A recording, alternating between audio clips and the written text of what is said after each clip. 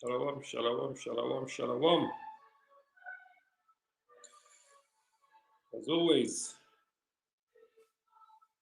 I want to give all the praises. Chal, halal, Yahweh, Bahasham, Yahweh Shai, Bahasham, Rakah Kodash. Yahweh is the Most High's name, which means He is. Yahweh Shai is the Son's name, which means He's the deliverer. As always, double honors to the apostles of Great Millstone, who are leading this world in truth and in spirit and sincerity.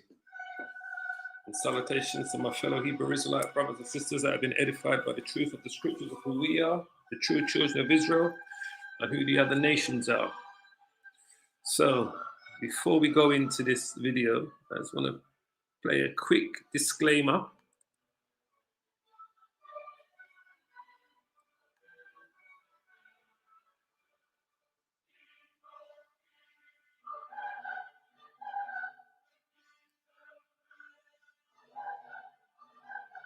There you go. So, the man on the screen here is a doctor of philosophy. He's a doctor of philosophy. His name is Abraham, Henry Abraham, right? So it's a doctor of philosophy. This is who this man is here. He is a doctor of philosophy of history, University of Toronto, 1965. He's the dean of the London College of Arts and Science and educator, author and lecturer, right? He's a dean of the College of Arts and Science in New York. He's a dean of academic affairs and student services in Toros College in Miami.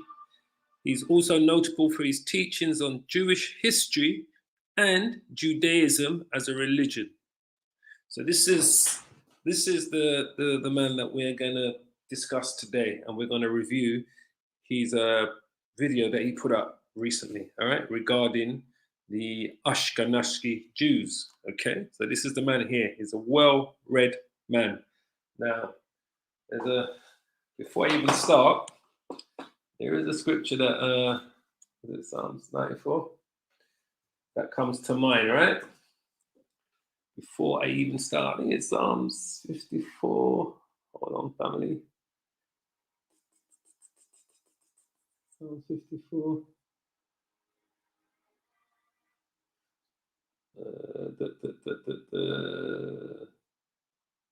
Psalm 64. All right.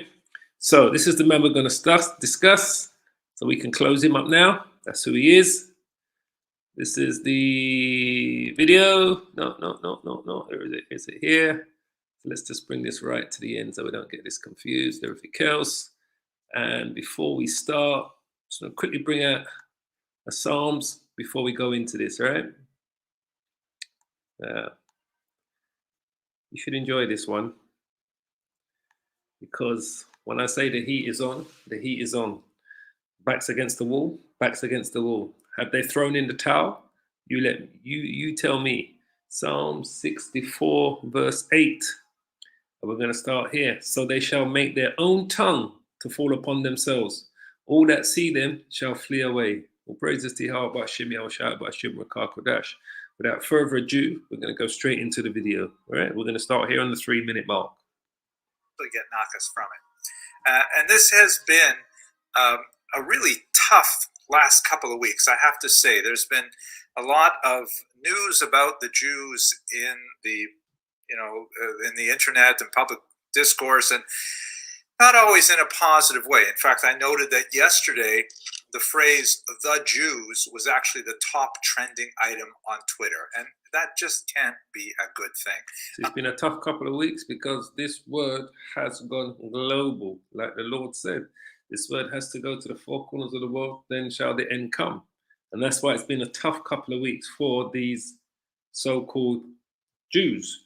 So they're on the defense, their backs against the wall. Have they thrown in the towel? Well, we're going to find out by the time we get to the end of this video. But you're going to see, you're going to understand that you're going to hear some confessions that it's going to distress their own people, the things that this man is going to say. A lot of it has to do, of course, with the topic that we're discussing today, and how various celebrities and figures have made some news out of that. Our original topic, which we discussed many, many months ago, Rabbi Posey and I, was we were going to look at the topic was Jews of exotic communities, and that was kind of like an innocent title, so that thinking that we'd go to different parts of the globe and sounded a bit more like a racist title, but they had to change it. So they called it "How Did Ashkenazim Become White Eligible?" Right?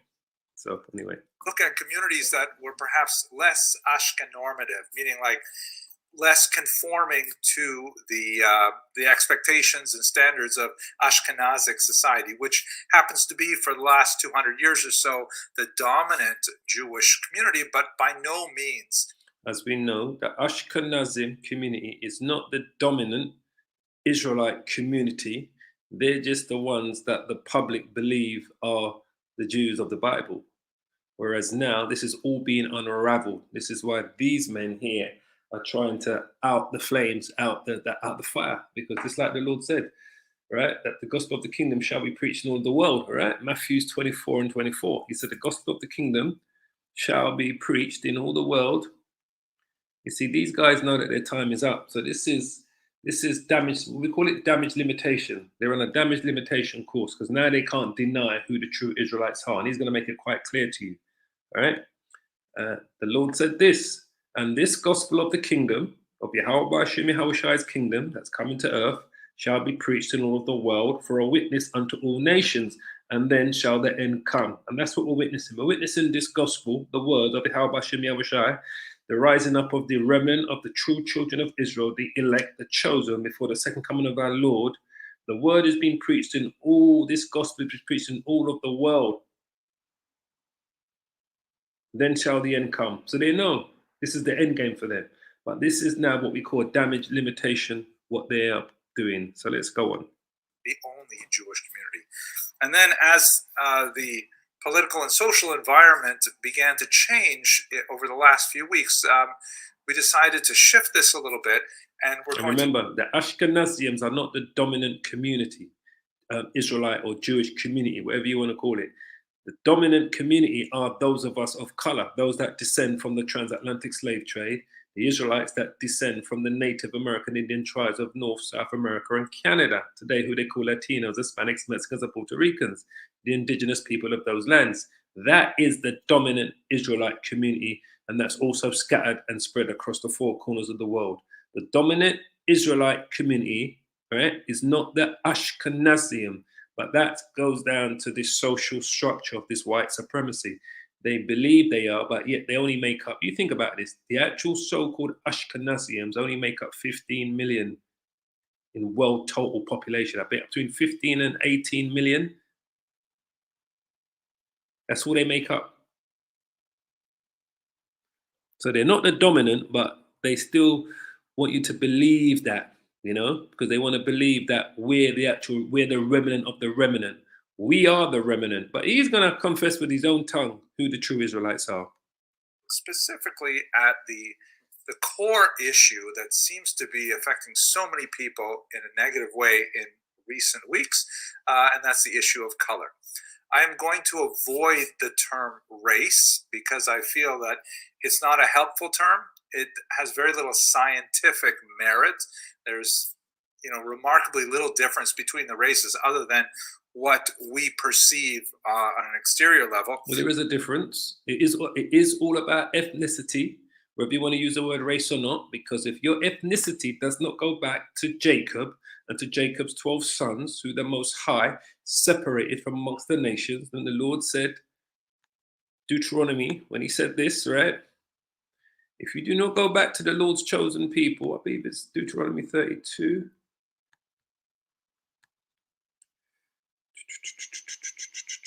Deuteronomy 32, I want. Yes. When the Most High, Yahweh, divided to the nations their inheritance, it is all about ethnicity, whether you want to call it race, the actual term would be ethnicity. When he separated the nations, when he separated the sons of Adam, because we are one of the sons of Adam, he set the bounds of the people according to the number of the children of Israel. For the Lord's portion, the Lord's people, of his people is Jacob, is the lot of his inheritance. So it is all about ethnicity. Absolutely. He said it's not about race. It is, because race is just really ethnicity. And it is, because you have to go back to Jacob's 12 sons. The chosen line is Abraham, Isaac, and Jacob. Don't ever forget that. You have to go back to one of the 12 sons of Jacob, right, on your father's side. Not on your mother's side, on your father's side, because it is a patriarchic, this is a patriotic family, the children of Israel, all based on who your father is, not your mother. Always remember that. It's not a matriarchal system based on your mother. It's a patriarchal system based on your father. Has to go back to one of the 12 sons of Jacob. So it is about ethnicity or race. Call it what you want. But listen on. But we do perceive differences in skin color, and unfortunately, we translate that often into some negative attitudes that are quite harmful. And I'd like to look at the issue of Jews of color, the history, the long and really important history of multiple communities of Jews of color. Today, we're going to start with the dominant society, actually, and we're going to look at the fact that Ashkenazic Jews have a color. So he says again, the dominant society. We're going to start with the Ashkenazim. The Ashkenazi Jews are not the dominant society, right? They are not the biblical Jews. They are converts. Always remember that. The Ashkenazims are converts. Now, are these people actually Ashkenaz? No, because as we all know, Ashkenaz goes back to, all right? We're just working in the spirit today when it comes to these scriptures. Genesis chapter 10. Always remember this. Ashkenaz, if everyone comes to confront you, Ashkenaz is a son of Gomer. See, it says there, the sons of Japhet are Gomer, Magog, Madai, Javan, Tubal, Meshech, and Teraz. And the sons of Gomer is who? Ashkenaz. And Aripta and Togarmah. So Ashkenaz is the son of Gomer. Gomer is the son of Japhet. So this is Japhet's grandson. And we know these people are not Japhites. They are Edomites. They are Shemites. They come from the line of Esau. But they still want to claim to call themselves Ashkenaz. They can call themselves what they want. But we know they are not Ashkenaz. And we know they are not Israelites. They are Edomites. But like I said, they shall make their own tongue to fall upon themselves. Listen on. And it happens to be in our society a fairly valuable color. It's white eligible, at least it has been since about the 1940s, and hopefully we'll explore exactly what that means over the course of this lecture. But it is by no means the only color, and it is probably not the original color. As one of my colleagues at the university, a very inspirational Jew of color that I interviewed to get some sense of, like, you know, what is your experience like? How should I go into this talk? She said to me, you're going to have a very hard time explaining to Ashkenazim that Jews weren't necessarily always Ashkenazic. They weren't always necessarily white. And that's the material that we're going to look at. There you go. So he's said it right there to you. Jews were not always Ashkenaz, and they were not always white. They were people of color. All right? He's made it quite clear to you. He knows the original biblical Jews that we keep banging on about day and night were melanated people. Dark brown to a light skin, what we would call red skin, fair skin brown. People of color. They were not Caucasians. They were not different shades of red. They were not pink, which is a shade of red. Look at this man's skin. It is pinkish red. It's a shade of red. They're not white. He's not white like his shirt he's got on. That's just a social construct to put them, so-called white people, at the top of the ladder and to put people of color at the bottom of the ladder. All right? Always remember that. They are not so-called white. They are different shades of red. Just like how the Bible tells you about Jacob and Esau. All right? Oops. About Jacob and Esau. I think it's Genesis 25. Tells you Jacob and Esau, And it tells you when Esau was born. One. Two nations are in that womb here. And the first came out red all over, like, not as a hairy garment, but like a hairy garment, because the Israelites used to paint goat's head red and put them on the top of their tents, right? Keep the heat in. And they called his name Esau, which means Ayasha in the Hebrew, means wasted away, because he had no melanin in his skin. That's why he was called Esau. That's why he was described what he looked like. Different shades of red. So when we look at our professor here, you can see he's a shade of red. All right? Pink is a shade of red. A hard time explaining to Ashkenazim that Jews weren't necessarily always Ashkenazic, that they weren't always necessarily white. And that's the material that we're going to look at today. And then the plan is that we are going to obviously touch on the issue of Jews of color in contrast to Ashkenazim today. But next week, we're going to focus on the Jews of Africa in particular. And the week after that, in our final lecture, we're going to look at the Jews of Asia. All fascinating, very old communities with remarkable histories. And I hope that you'll enjoy it. So why don't we start with the first question, why is this even relevant? And I'd like to point you to a passage in the remarkable itinerary of Benjamin of Tudela. This is a 12th century traveler who, as you can see from this map here, started out in northern Spain, the city of Tudela, made his way over the top of the Mediterranean, through Provence, and then down through Italy, all the way through the major cities. And he was probably a Sephardic Jew, Benjamin Tudela. All right. And we've always made it common knowledge to you that, some of those Sephardic Jews in Israel are Israelites. The darker skinned, brown toned complexions that live in Israel today that call themselves Sephardic Jews that come from Spain and Portugal. We've always told you that, you'll probably get a large portion of that community that are actually truly Israelites. So Benjamin Tudela was a Sephardic Jew, which tells me he probably was an actual Israelite that was touring these different Israelite communities all around the Middle East. All right, so listen carefully to what he says about Benjamin Tudela and where he goes. The Eastern Mediterranean, spent a lot of time in Israel, and we're not exactly sure of his itinerary, but he may even have rounded the entire Arabian Peninsula. And everywhere he went, he recorded details of what he saw. Specifically, he's interested in the Jewish community. So he talks about how big the Jewish community is in these places. He talks about, the famous personalities who lived there. He describes some fascinating people in Provence, for example, and great translators, Ibn Tibbon. And when he goes further east, he talks about the false Messiah, David Alroy, and some amazing stories that for a long time he was the only source. But he also says a lot about local trade and ethnography. And in fact, in many places, he is the only source we have for all kinds of information worldwide. He was a remarkable traveler.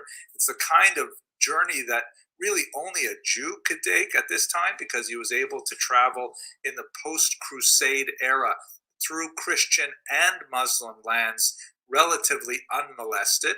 And it is an absolutely remarkable document. It was valued as soon as it came out, and it was translated into multiple European languages. Unfortunately, the earliest versions of the manuscripts we have are somewhat corrupted. They were probably edited by various handlers for things that were important to them at that time. But nevertheless, it remains an absolutely remarkable source. Now, in the context of his travels, he has something to say about the Malabar coast of India. That's on the lower west side of India. And it is probably someplace he never visited.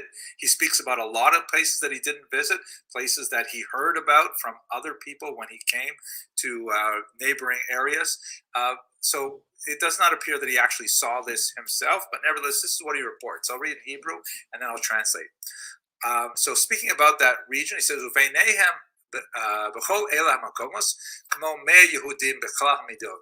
In those areas, there are about 100 Jews living there.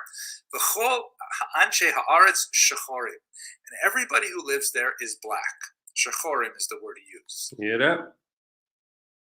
So Benjamin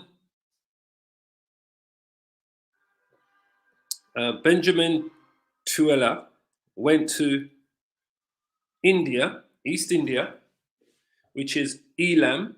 Remember, India is Elam, like Iran, Elam. And he came across a community that was filled of dark skin. These were dark skinned black Jews in India. All right. Now, remember in India, and I did a video about this already, you've got a community of people in India that are called the Dalits, D-A-L-I-T. And the word Dalit derives from a Sanskrit word meaning ground or suppressed or crushed. And they are considered the lowest people of all the castes, because in India they have a caste system based on your names, right? They have 5 different castes in India. They've got the Kshatriyas, the Vishas, the Shudras, and the Adivasis, right? And the Dalits, I believe. Now the Dalits are, like I said, their name means ground, suppressed, or crushed, right? Considered the lowest people of all the castes, right? Dalits are typically associated with the occupations regarded to, like, they look at them as ritually being impure, right? So they're mainly involved in waste or carcass. They have the lowest types of jobs. They're the lowest type of people in India, right? They are also regarded as and referred to as what? As the untouchables. That's what they're known as, the untouchables, all right? Now, we know that the Bible tells us that the Lord says that everywhere we go, we're going to be oppressed and crushed. Everywhere, let me pull it up. The Lord said that we're going to be oppressed. And I did a video about the Dalits in India, and I said to you that I totally believe that they are Israelites that are living in India, right? Are the Dalits, all right? Oppressed. Is it oppressed always? Losing. I think it's Deuteronomy I want to go to. Oppressed and crushed always. Hold on. Let me just do this. I believe it's go away. I think it's Deuteronomy. Yeah, there you go. Deuteronomy 28:29. It says, "And thou shalt grope at noonday, and as the blind gropest in the darkness, and thou shalt not prosper in thy ways, and thou shalt be only oppressed and spoiled evermore, and no man shall save thee." All right. Now the Dalit's name means oppressed. All right. If we go to, let me just put this up here. Hold on a minute. Indian caste system. Trying to get the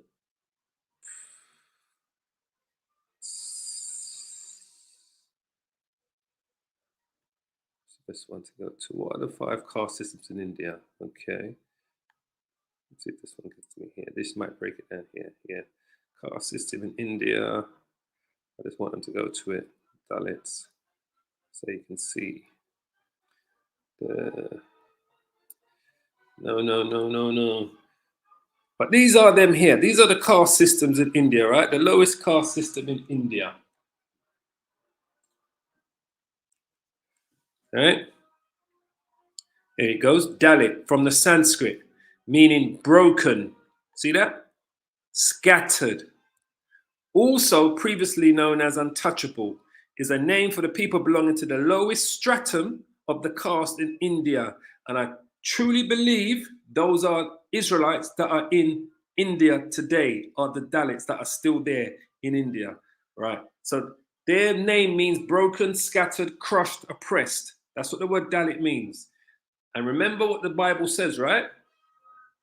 Isaiah 11. Elam, India is Elam. The scripture says here, right?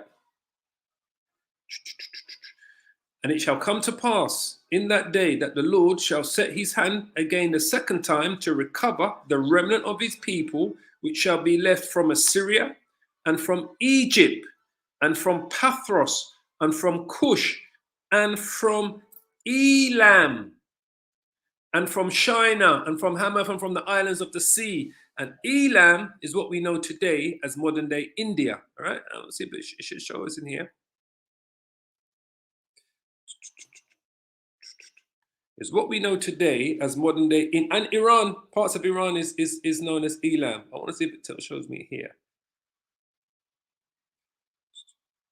Right, it's include the whole of Persia, the Elamites, the news of a country, Isaiah.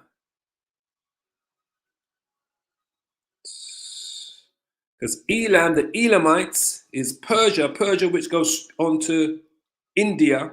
It's what we know as India today, Elam, the Elamites, all right?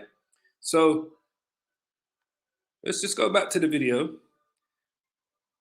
So when he said that this Israelite that came to East India saw these Jews, black Jews, those are the Jews that are in Elam. Those are the Dalits that are still there today.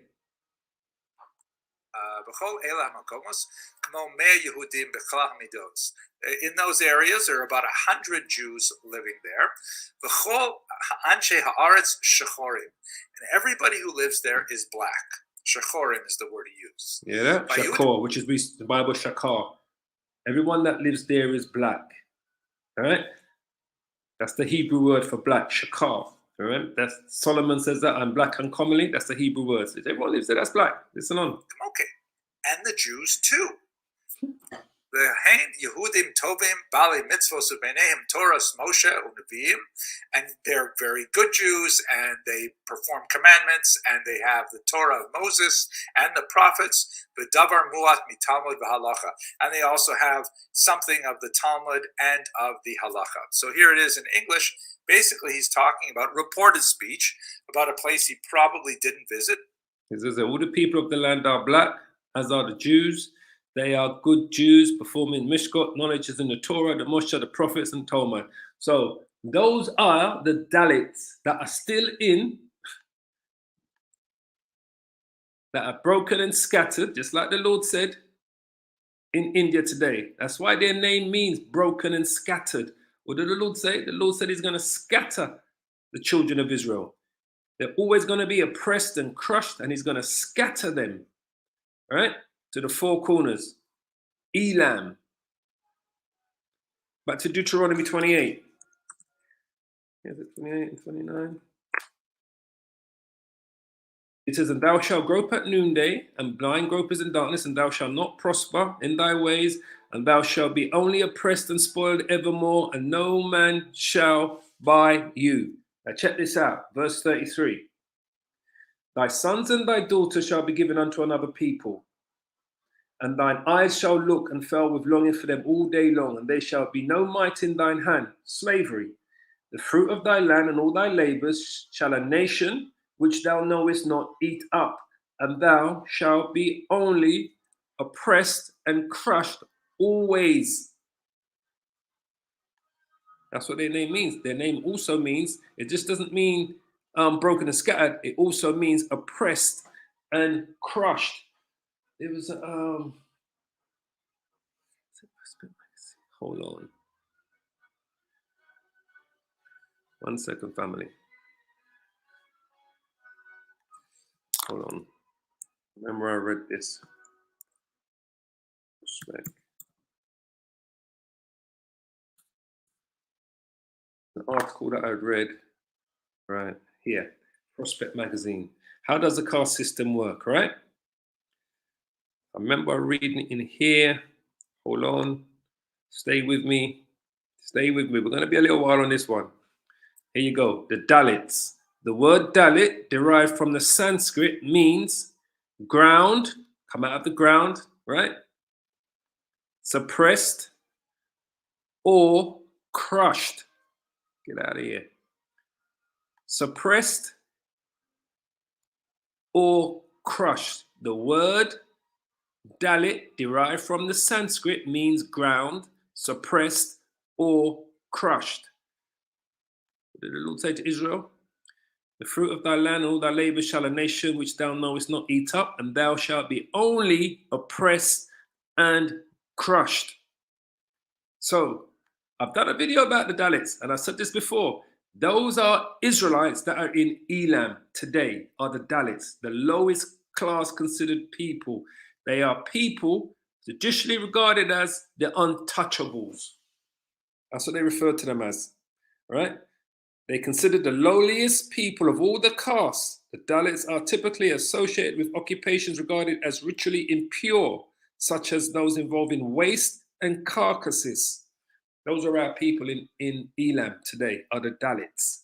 Those are the same people who this Israelite came across in 1200 AD.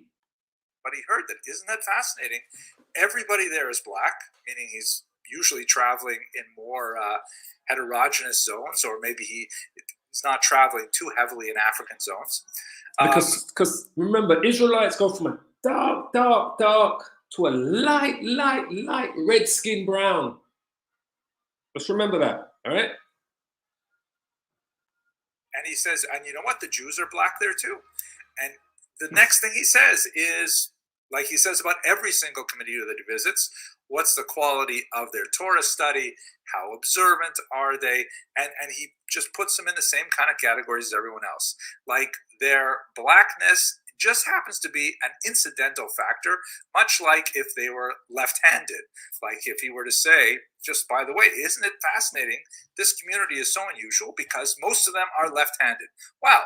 And now that I've told you that fun fact, I'm going to tell you all kinds of important things about them, like they are good Jews and so on and so forth. By the way, I happened to look it up. Left-handedness is not pronounced in the Jewish population any more than in general populations, although that may have not have been the case throughout much of the medieval period, because unlike many cultures, Judaism does not consider left-handedness to be a disability.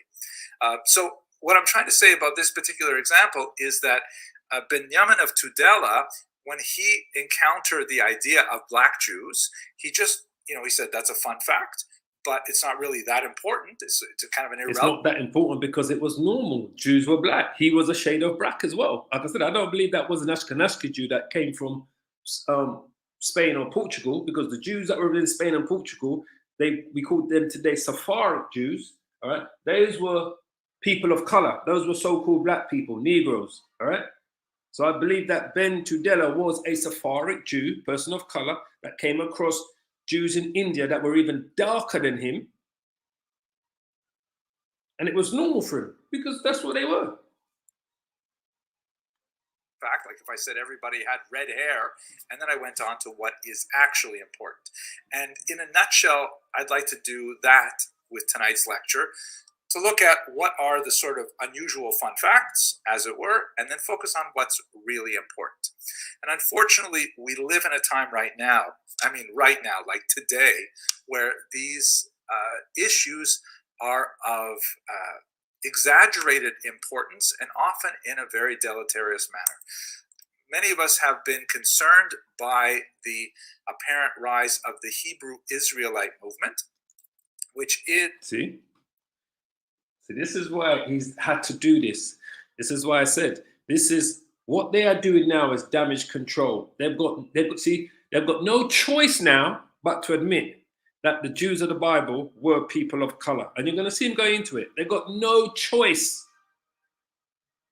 It's being forced upon them now to explain to the world that the Hebrew Israelites, the Jews of the Bible, were a nation of a people of color, and they still are a people of a color today.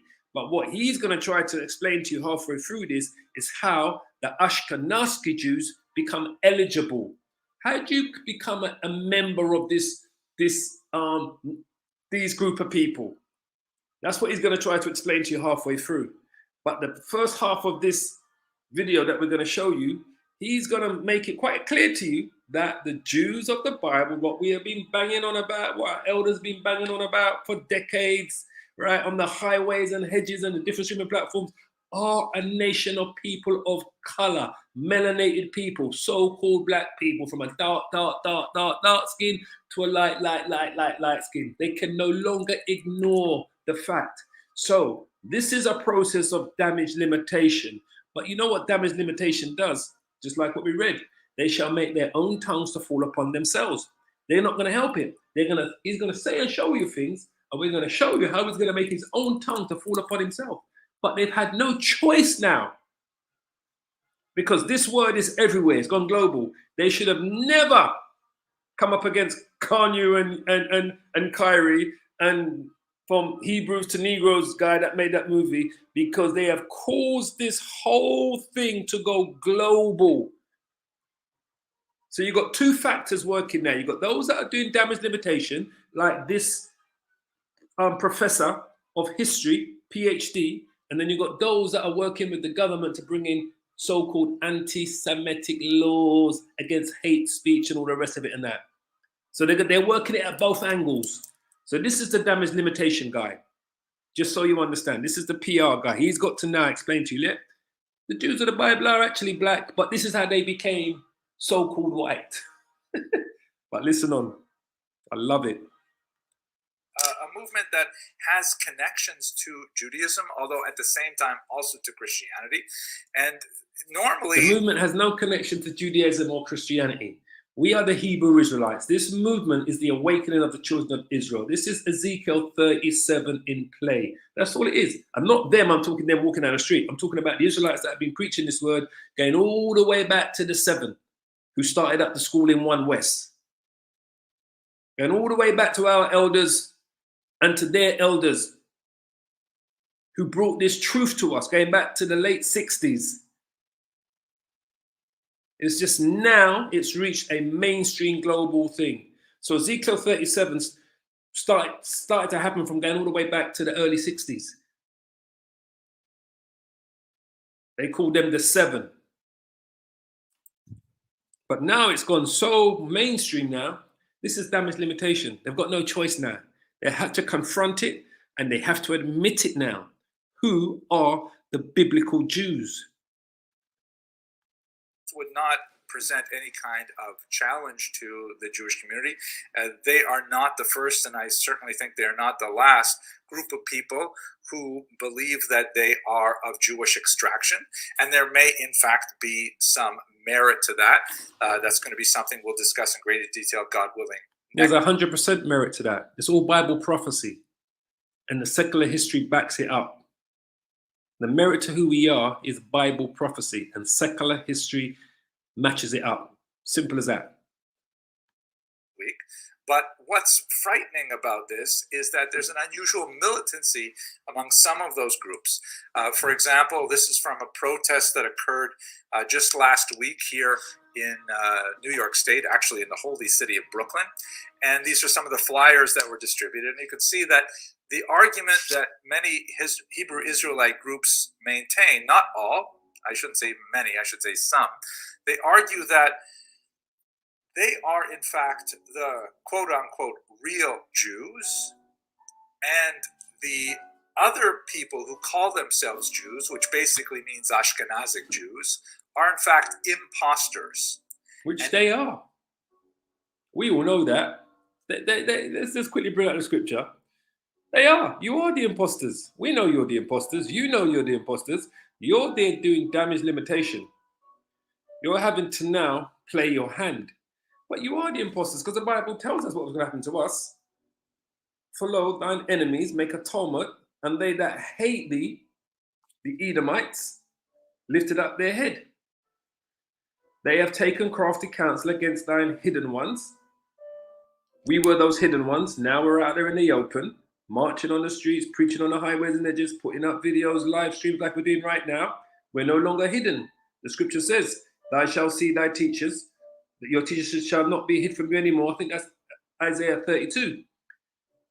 They have consulted against thine hidden ones. They have said, come, let us cut them off from being a nation, that the name of Israel may be no more in remembrance. This is what they did. Took away our identity, called us all these different names. Now the truth is out. We are not Jamaicans, African Americans. We're not Latinos or Hispanics, Native American Indians. We are the true children of Israel. We are the biblical Israelites. We are descendants of the 12 tribes of Israel. We are Jacob's descendants on our father's side.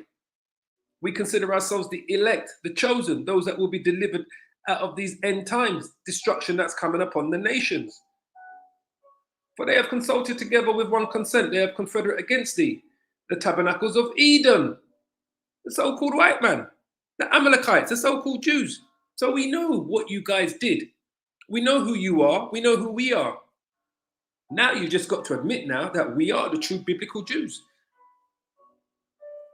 So there's no going back on this now, and they know this.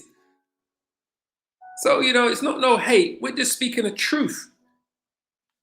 More than that, there is a kind of like an evil motive behind these imposters who have striven to displace the true Jews.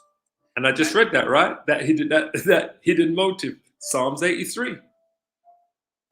They've assumed our identity.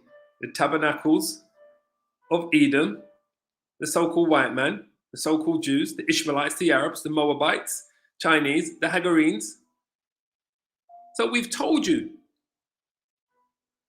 They said, come, let us cut them off from being a nation, that the name of Israel may be no more. It's prophecy, what you did.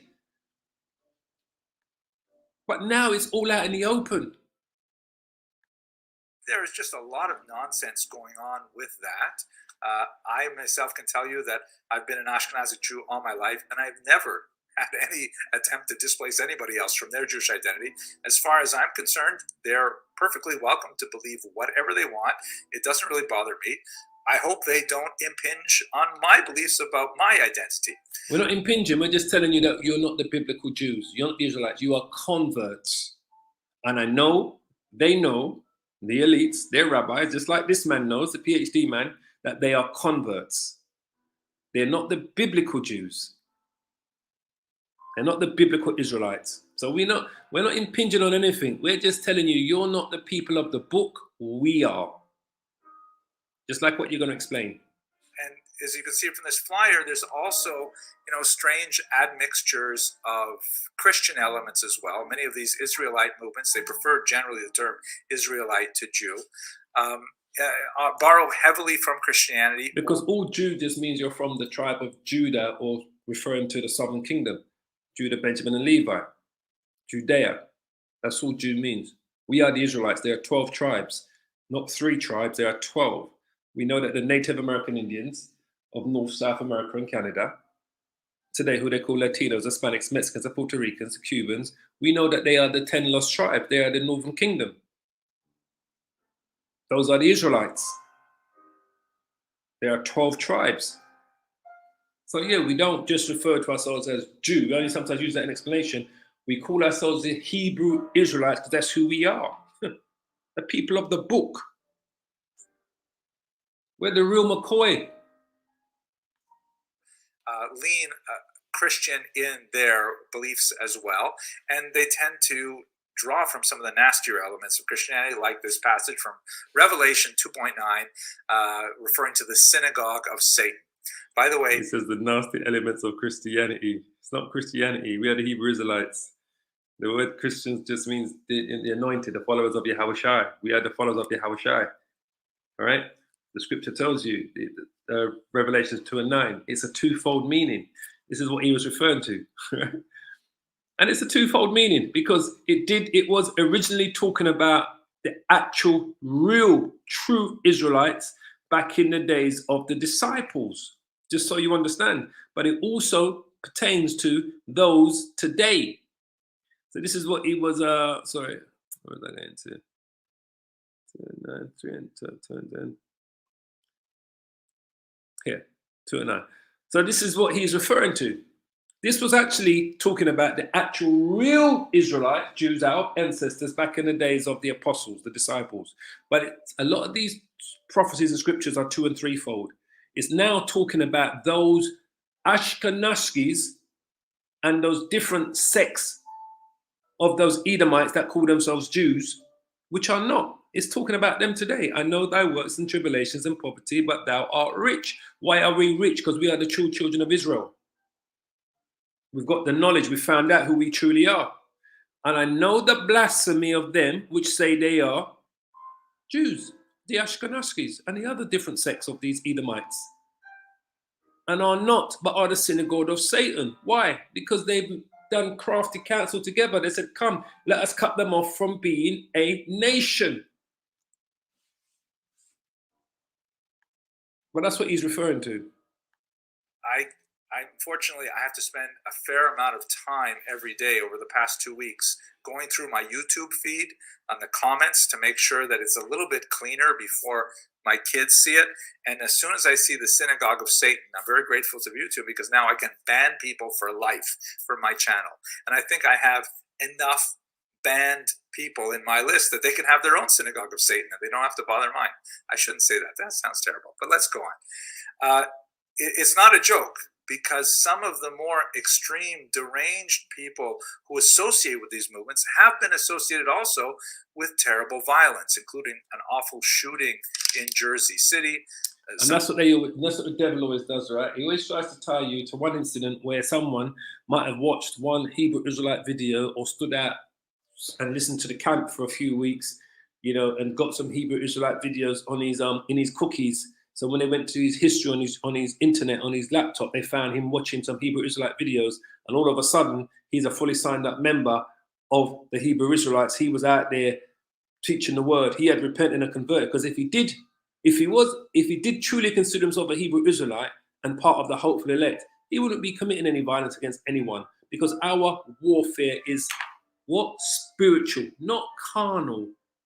We don't profess anything carnal. We don't instigate, we don't advocate anything carnal. It's all spiritual. We're in a spiritual warfare waiting on our Lord and Savior, Yahweh Shai, who the world ignorantly calls Jesus Christ, and the angels of the Lord to come and deliver us and to take down you Edomites and Amalek, the head tribe of the Edomites, and the other nations, and to set up the kingdom of heaven on earth. We don't advocate any violence. But this is what they always do. They always try to tie us to some abstract incident where someone's watched 2 videos and say, oh, he was a fully signed up member. But that's how the devil operates. And you must know that by now. Violence in upstate New York as well. Beyond the violence, we should note that there are many Israelite congregations that have very good relationship with other Jewish movements, even if there's still disagreement about who is Jewish and who is not. And a lot of this wrangling over who gets to use the term Jew to describe themselves has caused chaos among the various Black Israelite movements as well. And I think this is probably the first time in my life that I've ever quoted a professional basketball player, LeBron James, but I have to say that I identify very much with what he says about this current controversy. If you are promoting or soliciting or saying harmful things to any community that harm people, then I don't respect it. I don't condone it. And I think it would be great if we all stepped back and listened to LeBron James's wisdom here, because the temperatures are rising far too high. Now, I usually specialize in history, and I spent a lot of time in 2022, which is not an area that I get in trouble with the Historians Union if I talk about it too much. So let's go more into the actual historical data that we can bring to bear to this whole issue. So here's an important question. And it is certainly important, once again, if you judge by my YouTube comments box, because everybody seems to want to argue what color Jews were originally. Let's try and figure out that question. What does the historical data suggest? We have no clear-cut answer from biblical texts or archaeological texts, but we do have some scientific data, and we do... See, that's a lie, but that's how the devil works. Even though he's going to show you some clear-cut data, he's saying we have no clear-cut data from the biblical text, right? Or from secular history, and we do. We have artifacts. We have all the artifacts from secular history that shows us what color the real Jews were, the Israelites. And we also have it in the Bible. The Bible tells us. The scriptures tell us Judah is black to the ground. We have clear-cut evidence in the Bible. Remember, we're going to listen to what it's going to say, but we have clear-cut evidence, you know. We can go to many scriptures in the Bible to tell you what color the... where's Jeremiah? what color the Jews are. We've got clear-cut evidence. Jeremiah 14. Judah mourneth, and the gates thereof languish. They are what? They are black unto the ground, and the cry of Jerusalem is gone up. We have clear-cut evidence. Is it Jeremiah 8 as well? 8 and 16. What was it?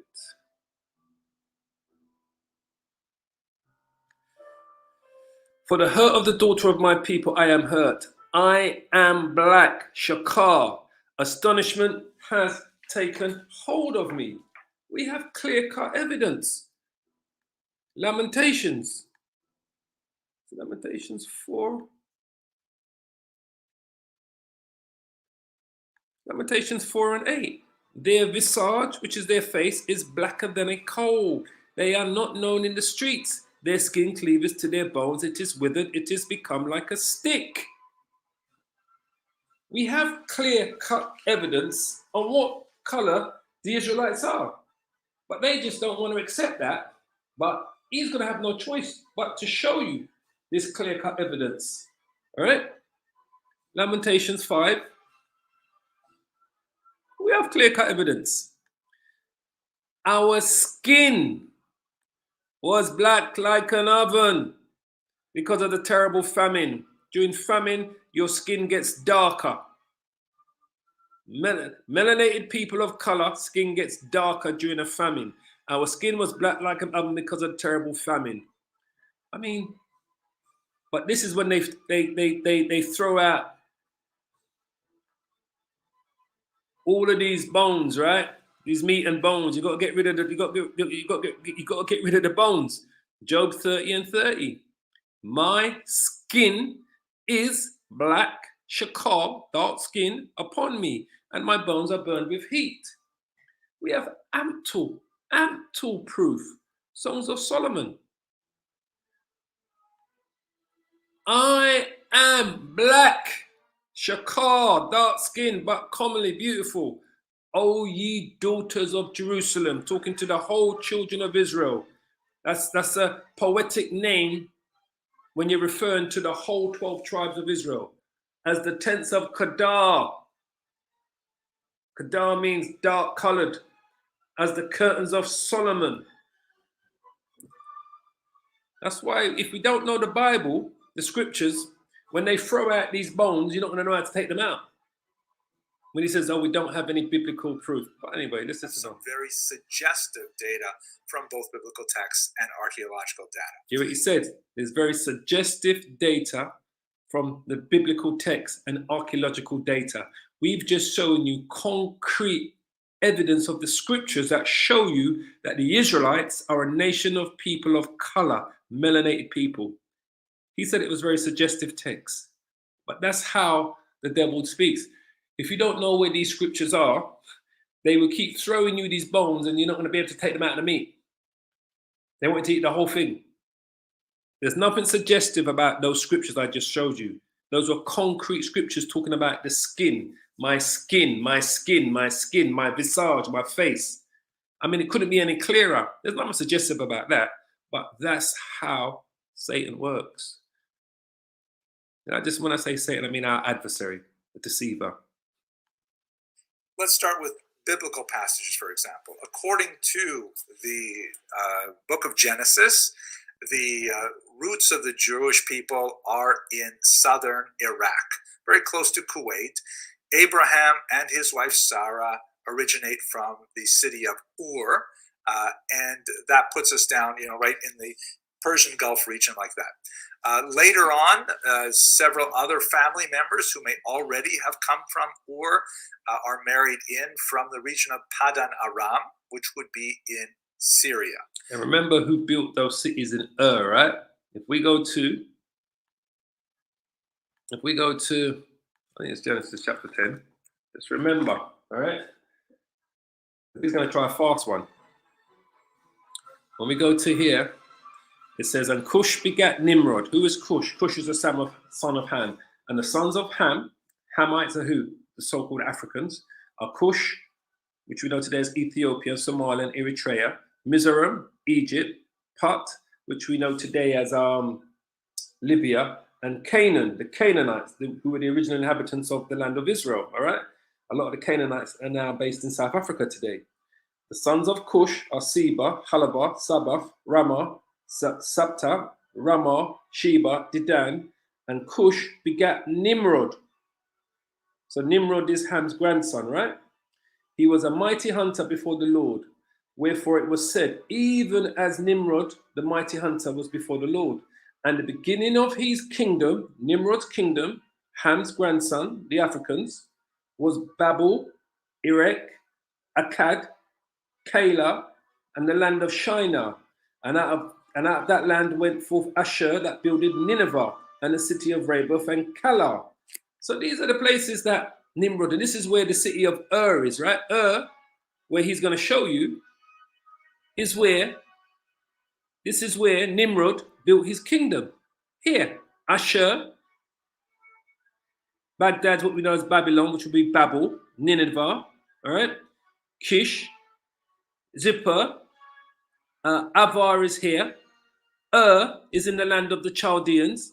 This is Cush's kingdom. So these cities here were all built by Africans, Hamites, which were considered the darkest skin of Noah's three sons. Ham was the darkest out of Noah's three sons, Shem and Japheth. This is Noah's grandson, Nimrod. He built most of these cities around here, right? See Nineveh up there, Asher, Pandaram, where Abraham is going to go to. He built all of these cities. The original inhabitants of Israel, Jerusalem, Ammon, and Jordan were the Canaanites. Canaan is Ham's son. Africans, original inhabitants of here. Africans were the original inhabitants of here, built all of these cities around here. But listen to his trying to squeeze out what the Iraqis would look like. I had to show you that so you can understand. You're going to see where he's going to go. Even if one does not want to take the biblical passages at face value, one has to recognize that when they were circulating in antiquity. So we are taking the biblical passages at face value, that when they said my skin is black upon me, or I'm black uncommonly, they're talking about melanated, dark-skinned people or people of different shades of brown. All right? So-called black people. We're taking it as face value, what the Bible says in several scriptures. All right? And we also know in the secular world what these places were and who inhabited them first and what cities were built up there first. Now, the people that live in there today are way different from the original inhabitants in that place 5,000 years ago, just so you understand. If they were way out of whack with people's sensibility, people would say, hey, wait a second, how can it say we come from Ur because we physically look so different than all those Ur people? And we don't have evidence of any of that objection. Secondly, if we assume, and it's not necessarily an assumption we have to make, but if we assume that the people who live there today basically look like the people who lived there in antiquity, then we should be able to get a sense of what did Abraham and Sarah actually look like. So this is what typical Iraqis look like today. And you can see that, they tend to have a little bit darker complexion. They tend to lean towards darker hair color, although the child on the right seems to have a little bit lighter hair color. I think they could easily pass for Hispanic in New York City. But you see, the problem is, and we must all understand this, that's like saying Australians are Caucasians, right? When people talk about Australia, they think, oh, white people. We know Australians are Aborigines. Dark skinned people with straight hair. That's like saying, oh, New Zealanders are Caucasian white. When people think of a New Zealander today, they think of all white Caucasian people. Well, we know New Zealanders are the Maoris, brown skin, different shades of brown, like The Rock, right? He comes from that type of people, the Hawaiians and the Maoris, right? We could say the same about America. The majority of the people in America today are Caucasians, right? America wasn't a Caucasian country. It belonged to our ancestors, the 10 lost tribes of Israel, the Native American Indian tribes, right?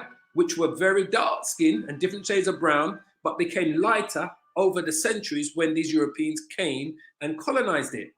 People think, oh, South Africans are white until apartheid, until they realize that it is actually a black person's country, but it was ruled by white people and colonized by them for so many years.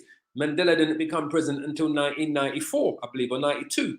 All right. Up until then, everyone that represented the South African government and the people and the country as a whole were white people. Whether it was their football, cricket, rugby, the government, business, it was all white people. So everybody assumed they were white people. So the same thing with Iraq. Iraq today, the majority of these Iraqis descend from, I had this up earlier, they descend from the Turks. Because you've got to remember, Iraq has been colonized many times. And the last colonization of Iraq was done just after the Middle Ages, right? From here, from the Mongol invasion. The Mongol come from what we know as China over here, all right? Can you see the Mongol invasion? I'll show you on the map there. The different times of, all right? So then you had the Turco-Mongol rule. Then the last two major colonization of Iraq was done by who? The Ottomans, the Turks. During the 14th and 15th centuries, the Black Sheep Turkmen ruled the area known as Iraq. In 1466, the White Sheep Turkmen defeated the Black Sheep Turk and took control. Later, the White Sheep were defeated by the Safavids dynasty, which was known as Iran's most significant ruling dynasty in Mesopotamia. Then in the 16th century, it was the present-day Iraq came under the control of who? The Ottoman Empire. The Ottomans ruled Iraq for just over 600 years. Or just under 600 years, right? It says throughout most, because it was two different periods, right? They ruled it for 100 years during that time, and then they were kicked out and then they came back again in 1533. It says throughout most of the period of Ottoman rule, 1533 to 1918, 400 years, the territory of present-day Iraq was a battle zone between the rival tribes. So the Ottoman ruled Iraq for 500 years. Before who? Before the British took down the Ottomans after the First World War. The British Mandate of Mesopotamia. Ottomans' rule over Iraq lasted until World War I, when the Ottomans sided with the Germans and the Central Powers. The Ottomans are Edomites. The Turks are Edomites. So when you see those people in Iraq today, they look like this because they were invaded by the Turks. They took over. The people came and took over their country. They colonized them. And over the centuries, they breed out the actual Arabs that lived in what they called Mesopotamia, which were dark-skinned, brown-skinned people of color. So when he tries to say to you, oh, if we assume these Iraqis are the same people that lived in Iraq 5,000 years ago, that's total BS. Because Iraq has been conquered several times. And the last major colonization was by the Ottomans, the Turks, which are Edomites. Before that, you had the Mongols, Chinese, right? The Mongol invasion. Before that, you had the Abbasid Caliphate. Before that, the Islamic conquests. Before that, the Sassanid Empire.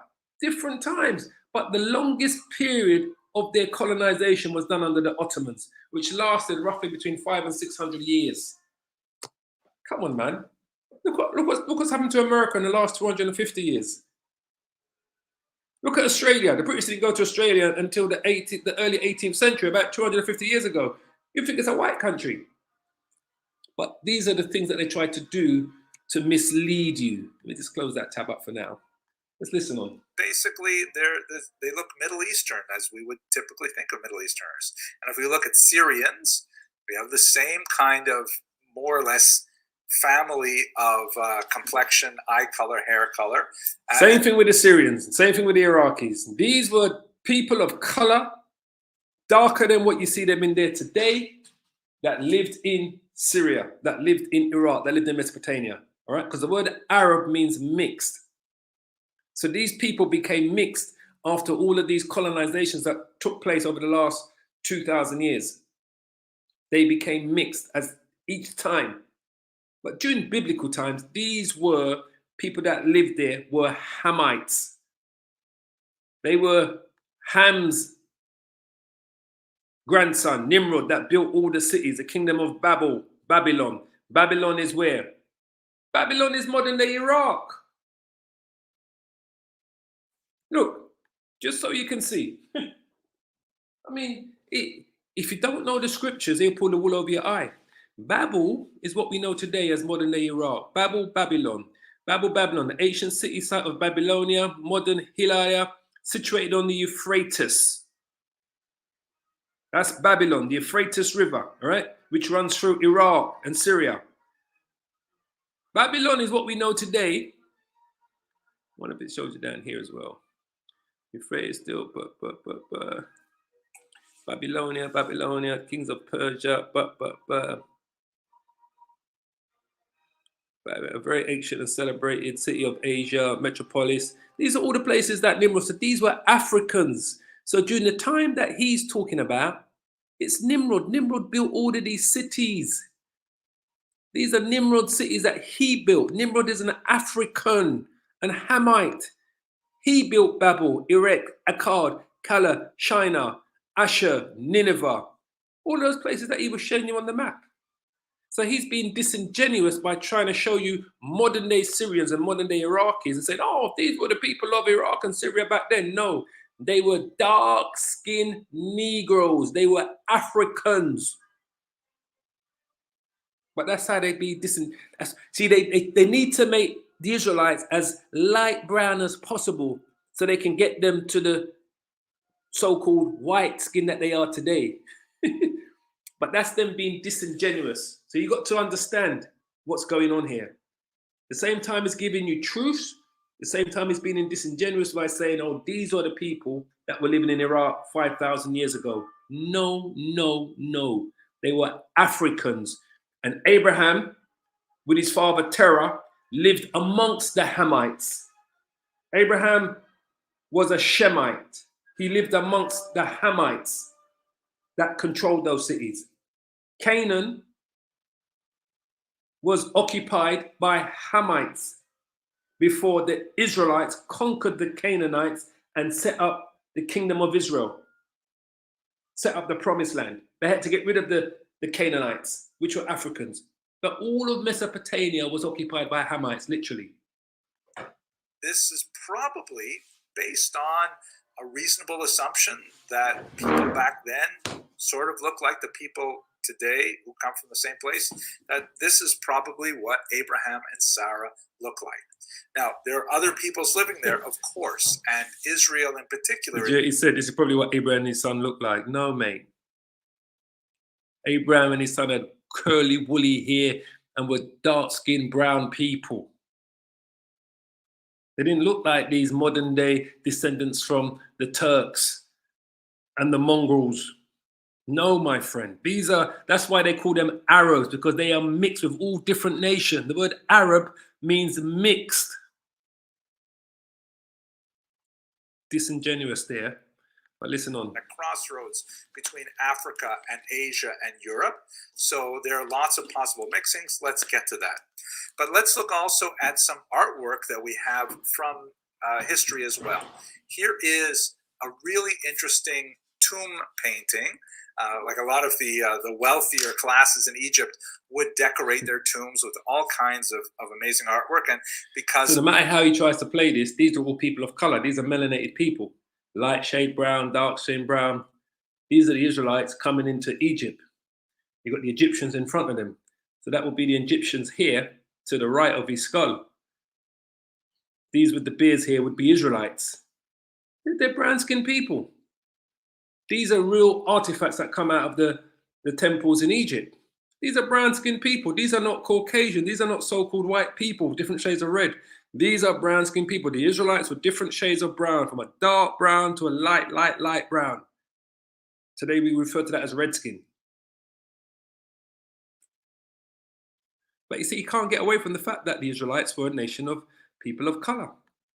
The way in which it was preserved in the dark, we still have them, and they can be reconstructed with some clearer colors, as you see in the bottom image here. This is from 1900, before the Common Era, which would be, although we don't have a really clear date of when Abraham. So this is 1900 BC, probably around the time of Abraham's time. So he knows that. He knows Abraham, Isaac, Jacob. These were people of color. These were melanated people, different shades of brown. No matter how you try to shake up the coin, my friend. Right, there you go. Like I said, thou shalt make thy own tongue to fall upon themselves. He's got no choice but to admit that the Israelites are a people of color. Would have made his way down to the land of Egypt, but it's definitely in this neighborhood. And here you see the Amu, who are Western Asiatics, led by a Hyksos figure, which some scholars even identify with Hebrews. And they are because we believe the Hyksos, which means shepherd kings, were Israelites that ruled Egypt for a period of time. Because the word Hyksos means shepherd kings. Into Egypt, led by some Egyptian figures. The Egyptian figures on the right, the two of them, you can see seem to be somewhat darker in skin tone, but the Hyksos and the Amu, Western Asiatics, which would come from the land of Canaan, the land of Israel today, they seem to look pretty similar to what we saw of the Syrians and the Iraqi today. Looking at another example a little bit later, and this... Except those in the picture, let's quickly go back to that picture. Those in the picture have got all, can you see their woolly afros? They don't have straight hair. These are afros. These are Negroes. These are all Israelites coming into Egypt. These are the Egyptians to the right. These are Israelites, sometimes referred to as the Hyksos. Can you see they've got their afros? Their afros. These are brown-skinned people. These are not Caucasians, man. These are not, and he knows that. But he wants to make them seem like they are Arabic-looking. He said they're similar complexions to the Arabs. Yeah, they were. Some were light-skinned brown. Some will be dark-skinned brown. But they all got their afros, their beautiful afros, and their beards. They've not got straight hair, like what you were showing with those Arabs, those Iraqis and Assyrians, because those Iraqis and Assyrians, a lot of them descend from the Ottomans, from the Turks and the Mongolians, all right? The Asiatic people from the East, because of their colonization. We're talking about people that lived before. So they're going amongst the Egyptians here.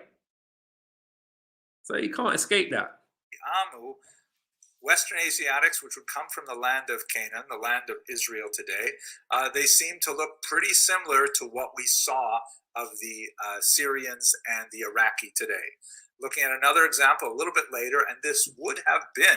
And remember, there's over 500,000, I did this before, there's over between 1.5 and 1.5 million, this is about 1.5 million so-called African Iraqis that live in Iraq today.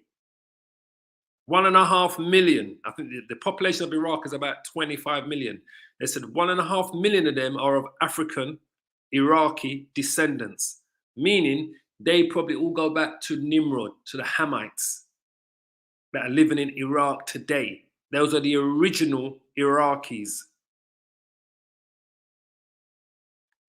Or less in the time that Exodus is understood to be set. This is the tomb of Rechmire, 1450 before the Common Era, and this is a depiction of slaves in various stages of the brick-making process. And as you who was making bricks in Egypt? The Israelites. Look at his hair. These are black people. Look at his lips and his mouth. Look at his hair. This is his curly hair. Look at his hair. Look at his hair. We were the ones that were making brick. Hold on. Let me just quickly bring this up here. Brick. We were the ones that was making bricks in Egypt. We were the slaves. And it says here, Exodus 1 and 4. Let's go to this one here. Exodus 5 and 14. And the officers of the children of Israel, which Pharaoh's taskmasters had set over them, were beaten and demanded, wherefore have ye not fulfilled your task in making bricks, both yesterday and today, as herefore? All right? It's telling you right here. Ye shall... It says, and Pharaoh commanded the same taskmasters of the people and officers, saying, ye shall no more give the people straw to make brick. What people are those? Those are the Israelites. As herefore, let them go and gather straw for themselves. Talking about the children of Israel. It says, where is it? So it says there, and the tale of the bricks which they did make hereof, ye shall lay upon them, ye shall not diminish them, for they be idle. Therefore they cry, saying, let us go sacrifice to our power. Let their more work be laid upon men, that they may labor therein, and let them not regard vain words. And the taskmasters of the people went out, and their officers, and they spake to the people, saying, thus says Pharaoh, I will not give you straw. What did they need straw for? They needed straw to make bricks. So when he jumps on it, it says, then the officers of the children of Israel came and cried unto Pharaoh, saying, wherefore dealest thou thus with thy servants? There is no straw given unto the servants, and they say to us, make brick. And behold, thy servants are beaten, but the fault is in thine own hand. So these were the Israelites making bricks. Do these look like so-called white people? Look at them. Look at them. Look at their hair. Look at their color. That's a light brown, darker brown. These are Israelites in captivity during the times of Moses, making bricks for Pharaoh. So he knows that. This is why he's showing you this. More or less in the time that Exodus is understood to be set. This is the tomb of Rechmire. See, in the time that Exodus, you see what he said? In the time that Exodus was meant to have taken place. What we're reading from Exodus. Israel's labor increased. This is during the time of Exodus. Verse 3, and they said, that God, the power of the Hebrews, the Israelites, has met with us. Let us go, we pray thee, 3 days' journey into the desert and sacrifice unto Yahweh, our power, lest he fall upon us with pestilence or with his sword. So this is the time of the Exodus. We're reading out the book of Exodus. So they know that. The devils know. What we saw of the Syrians and the Iraqi today. Looking at another example a little bit later, and this would have been more or less in the time that Exodus is understood to be set. This is the tomb of Rechmire in 1450 before the Common Era, and this is a depiction of slaves in various stages. I know those so-called European Jews, boy, when they see this video of their professor showing them that the true Israelites are people of color, I know they're pulling off those wigs.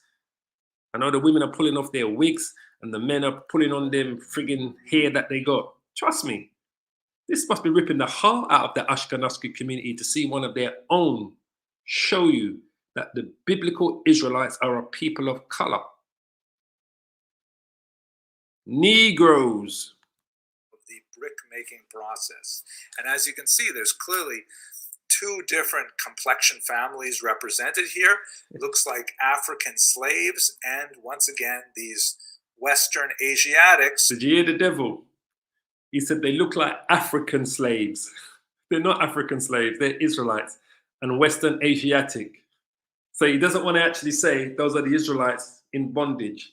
He said they look like African slaves, Hamites, and Asiatics. Where we know the Bible only talks about the children of Israel being the main slaves of the pharaohs during this period before they were freed by the Most High via Moses. But that's what the devil does. He tells you what the picture's showing. Then he says, oh, but these are not the actual Israelites. These are Africans and these are Asiatic. Come on, man. That's such BS. But he knows.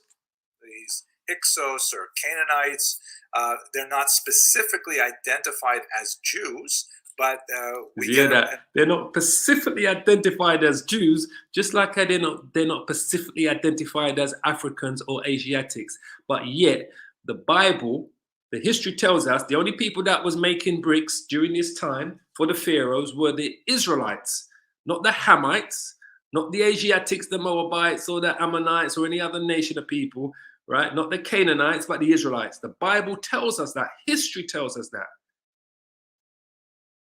But this is how they tap dance around the truth when they're showing you the truth. What a devil.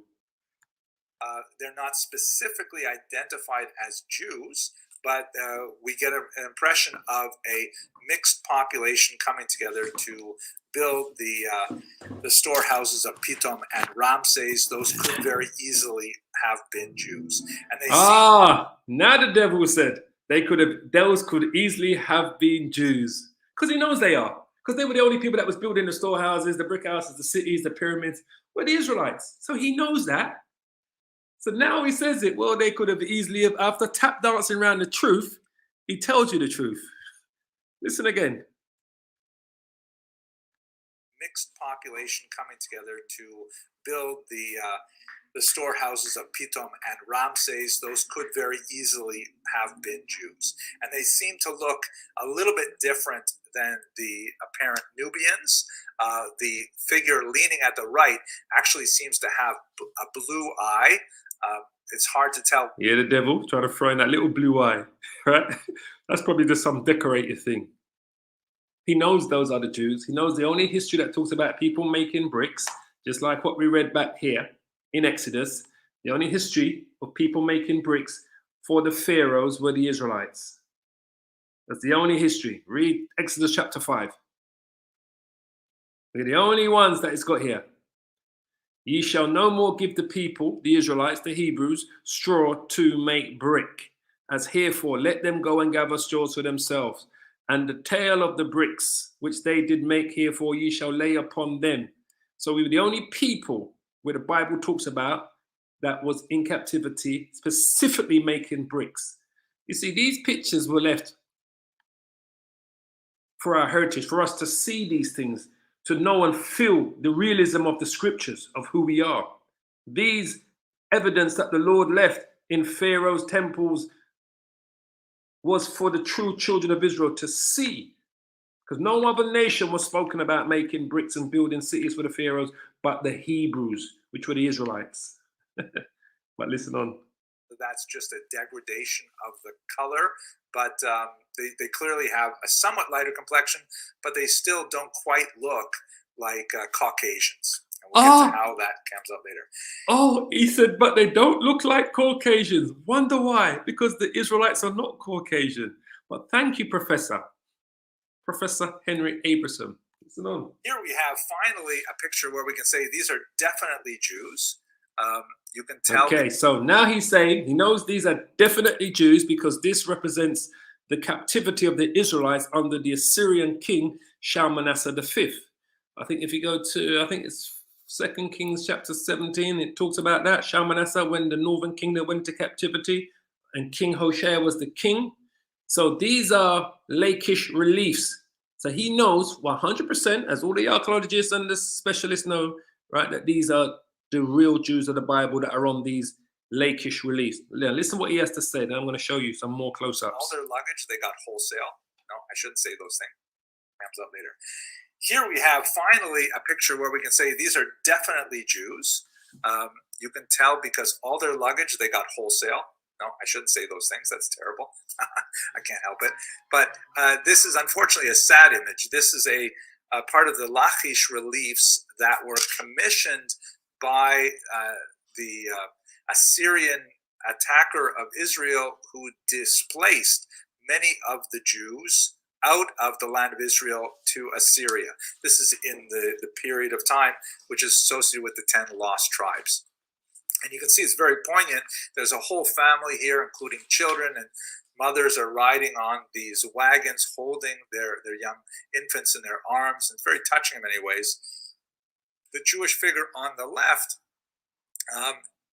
it's impossible to assign a skin color with this kind of representation, but he is clearly bearded. In other parts of this particular relief, you can see that they tend to have like more curly hair, which is interesting. Did you hear that? So he says it's hard for him to put the skin color on what skin color they are, but he says in the other reliefs that they've got shows that they have curly hair. Now the only people that has curly woolly hair are so-called black people, Negroes, right? He knows that. So, but yet he said it's hard to put a skin color on them, but he knows by looking at the Lakish reliefs that they have curly. Listen to him again. Hold on. Then I'm going to show you.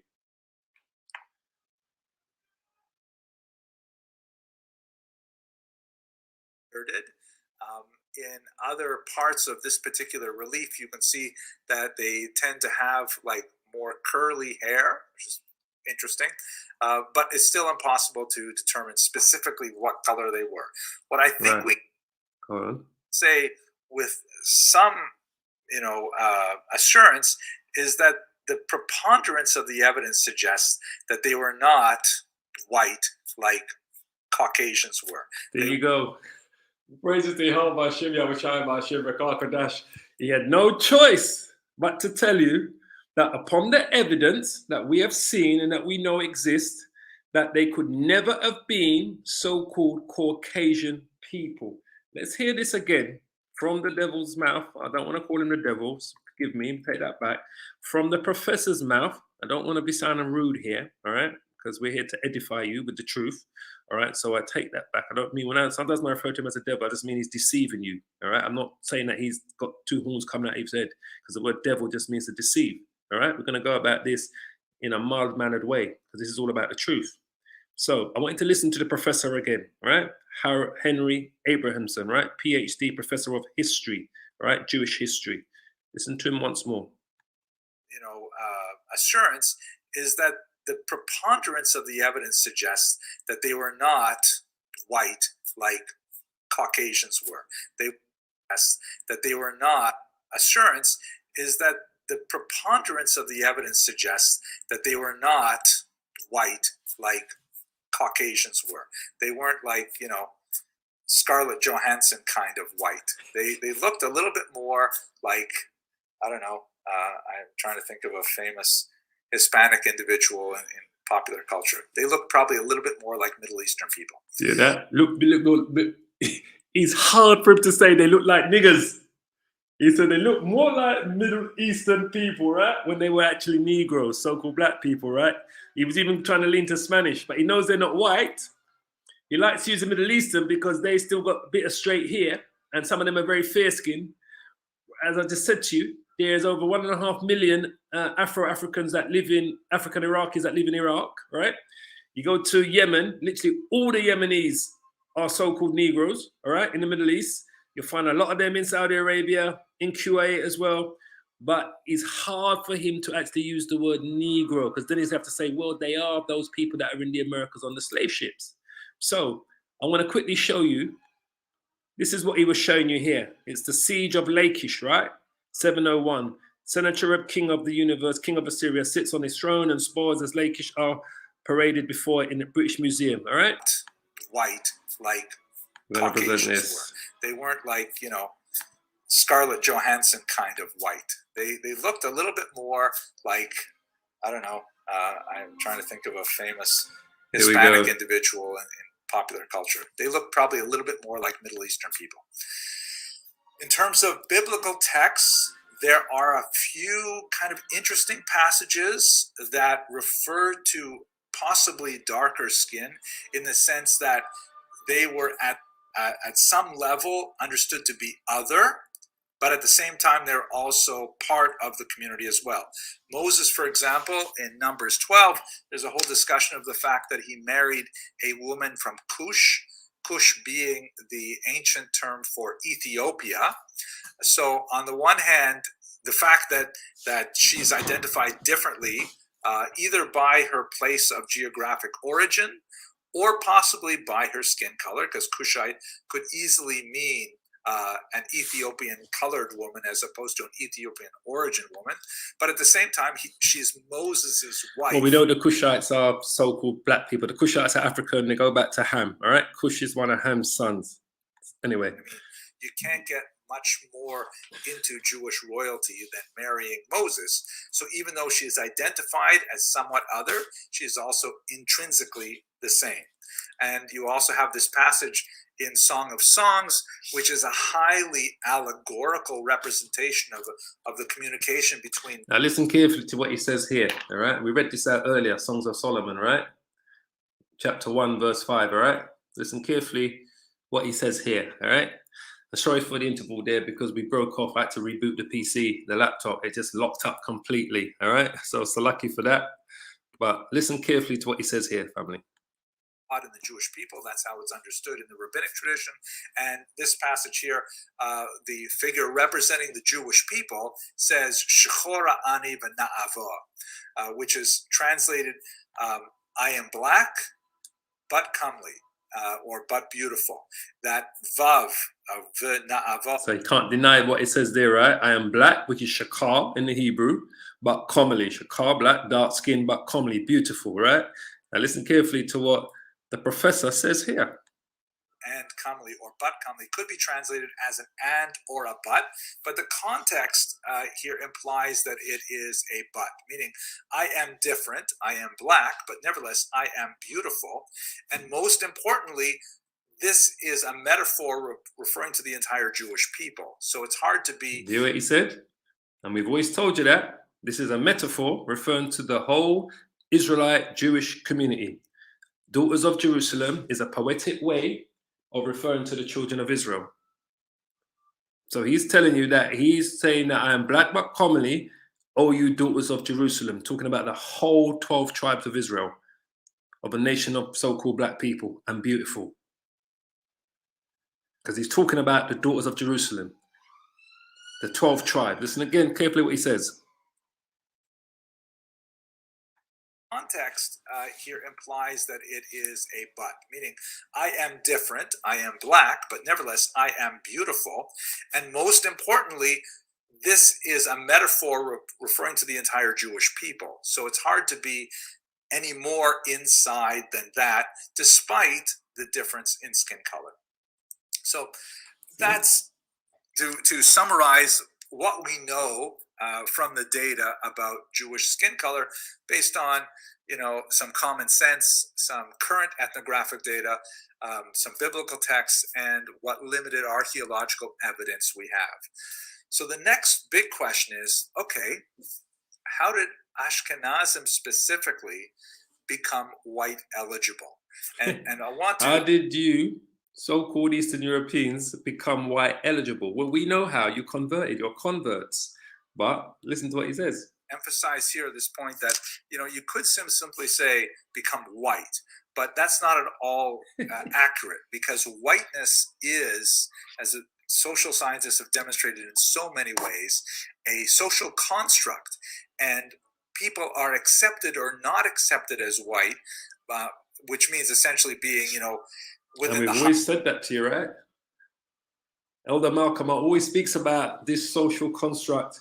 White, to be called white is a social construct. To be called black is a social construct.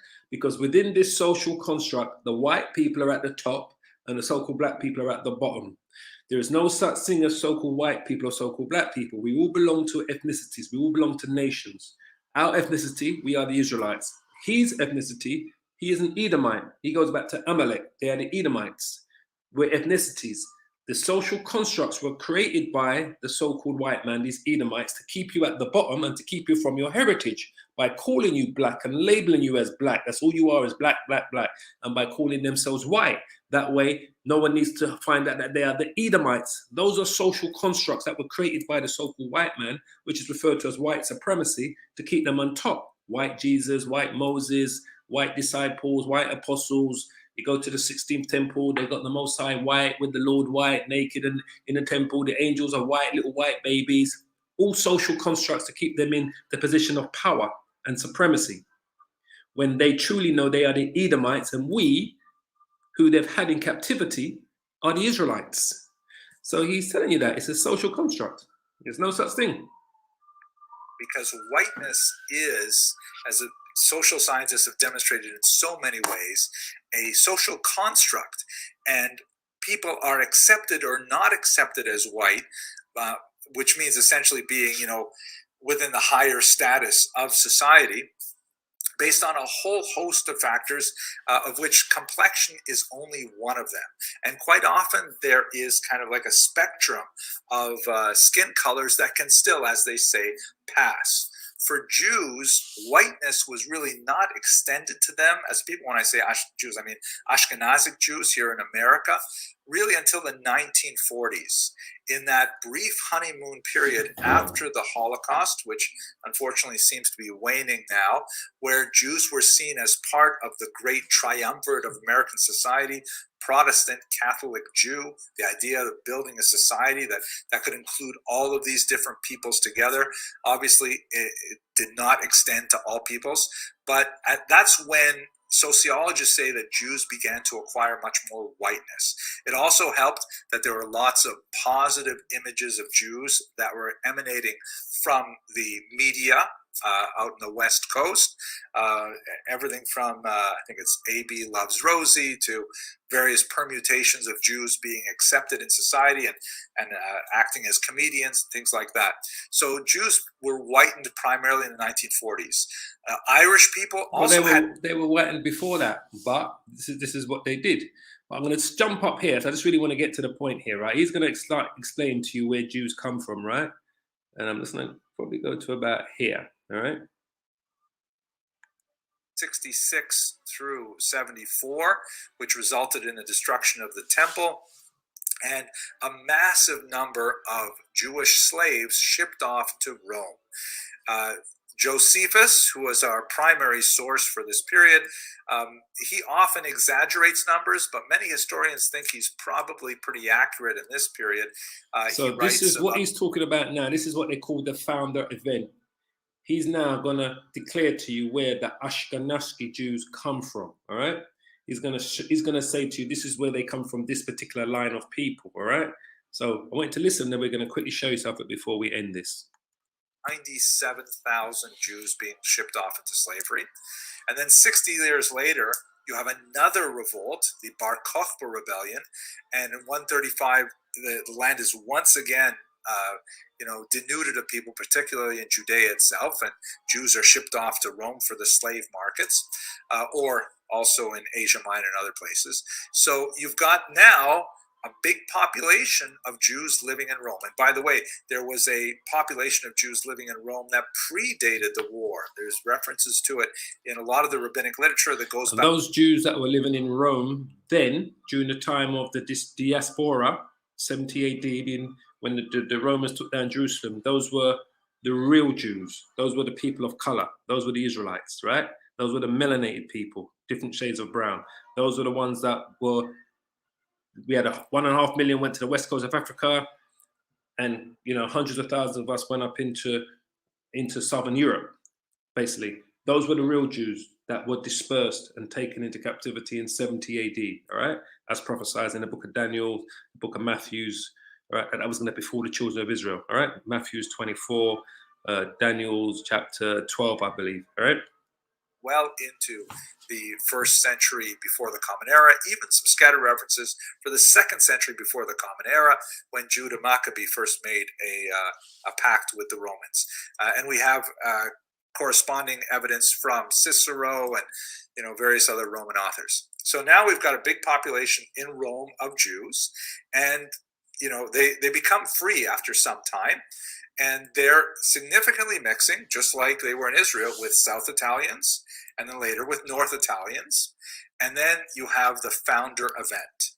And this is something which we weren't mixing freely, because you've got to remember, we were taken down by the Romans. We went into captivity under the Romans as slaves.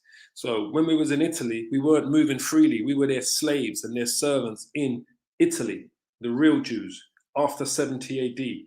That's what 70 AD was about, the destruction of the temple, the second temple.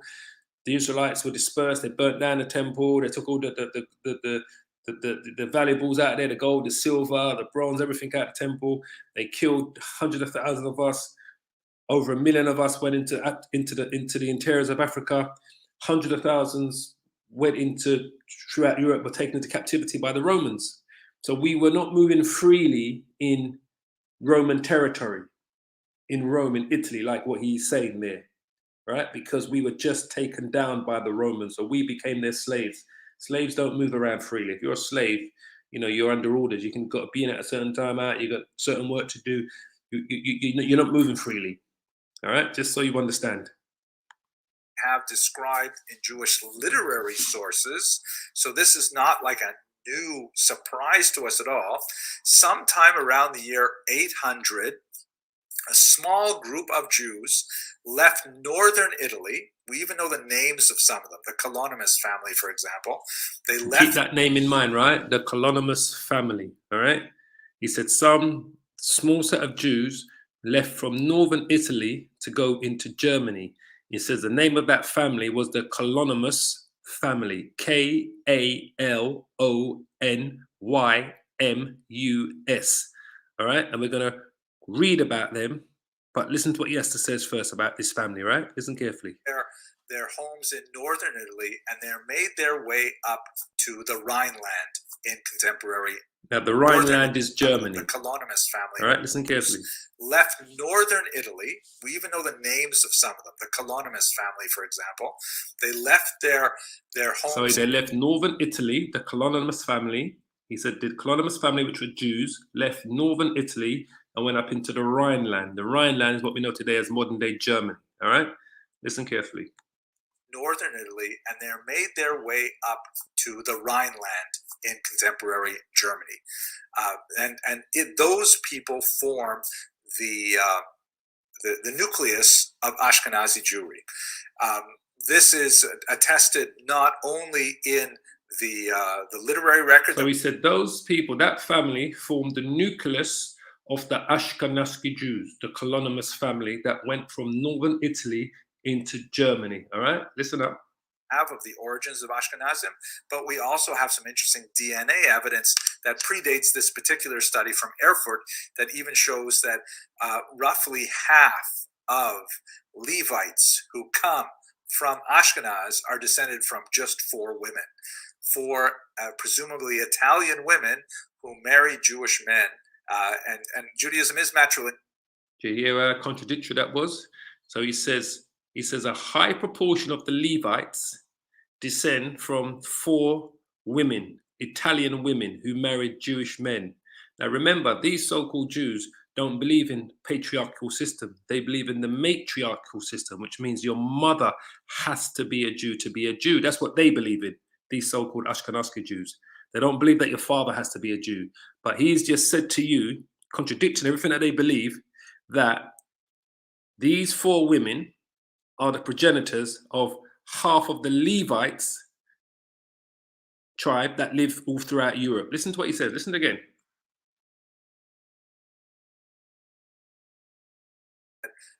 Roughly half of Levites who come from Ashkenaz are descended from just 4 women, 4 presumably Italian women who marry Jewish men. Did you hear that?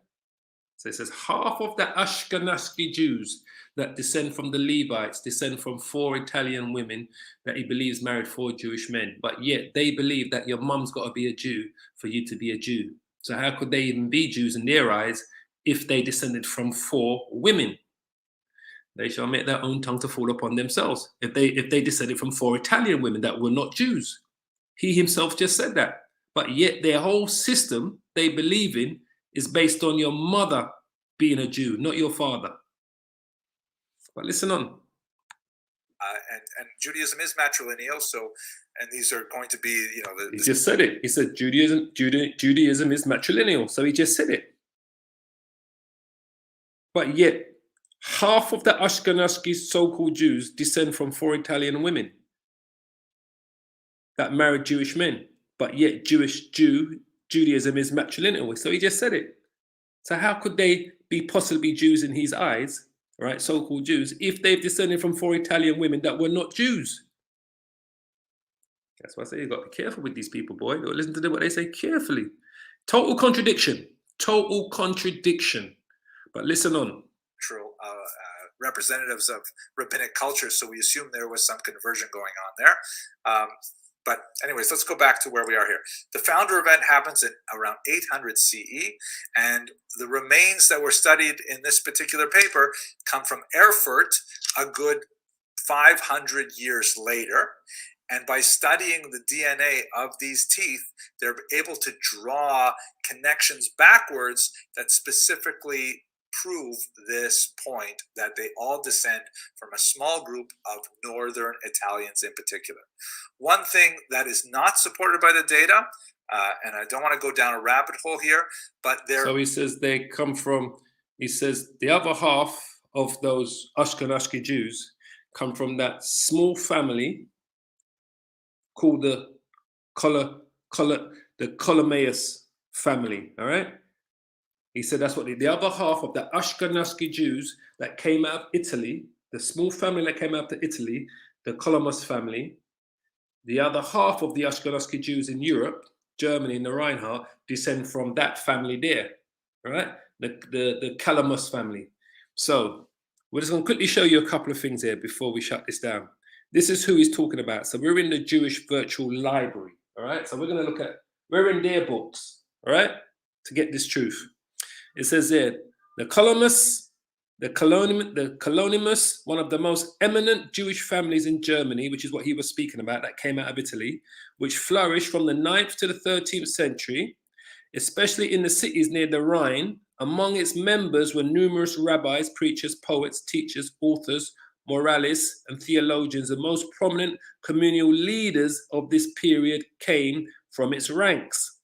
The origins of the family go back to 8th century Italy, which is what he was talking about. All right, they come from northern Italy, this Ptolemaious family that are responsible for the progenitor of half of the Ashkenazi Jews that we see today. He says they go back to 8th century Italy, although the name Ptolemaious appears in Talmudic literature.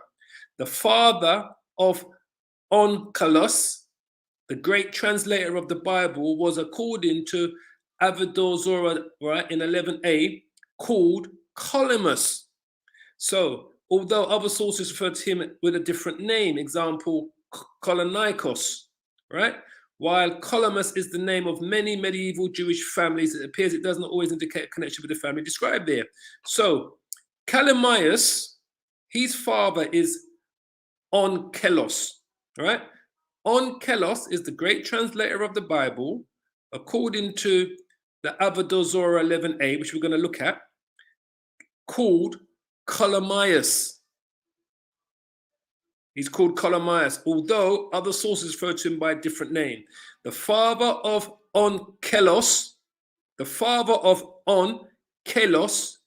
great translator of the Bible, was, according to this book here, Avodah 11a, he was called Ptolemaious. All right? Although other sources refer to him with a different name as Kolonikos, all right? Same person, same name, but they're spelled differently. So, Onkelos' father is Ptolemaious. He said Ptolemaious is the family that came out of northern Italy, right? Northern Italy, North Italian, and went up into Germany, and he's a progenitor of half of the Ashkenazi Jews today. So we've got Ptolemaious there. Let's look. He said the father of Onkelos. So let's look at who this Onkelos was, right? According to this book here in the Talmud, Avodah 11a. So we've got this book up here, just to show you something, right? It says here, this is it here, Avodah 11a, what they were referring to. It says there, the Gemara mentions, right? The Gemara mentions, right? Other Romans were converted to Judaism, all right? Listen carefully. It relates, Onkelos bar Kolonias converted to what? To Judaism. The Roman emperor sent a troop of Roman soldiers after him to seize Onkelos and bring him to the emperor. Onkelos drew them towards him with verses that he cried and learned with them, and they converted. So Onkelos converted to Judaism. Who is Onkelos again? The father of Onkelos, the great translator of the Bible, according to the Abazar, was called Ptolemaious. His father was Ptolemaious. They are converts. So, according to what he just said, the progenitor of half of the Ashkenazi Jews that were in Germany and Eastern Europe today descend from Ptolemaious. Ptolemaious had a son called Onkelos. They converted to what? What did Onkelos convert to? Onkelos bar Kolonmaios converted to Judaism. They are converts. Let's go back and listen to what he said again. One more time. Jews, and they become free after some time, and they're significantly mixing, just like they were in Israel, with South Italians, and then later with North Italians, and then you have the founder event. And this is something which we actually have described in Jewish literary sources, so this is not like a new surprise to us at all. Sometime around the year 800, a small group of Jews left northern Italy. We even know the names of some of them, the Colonimus family, for example. Do you hear that? A small set of Jews left northern Italy. We even know the name of them. They are the Colonimus family. He's talking about these people here. He's the father of Onkelos.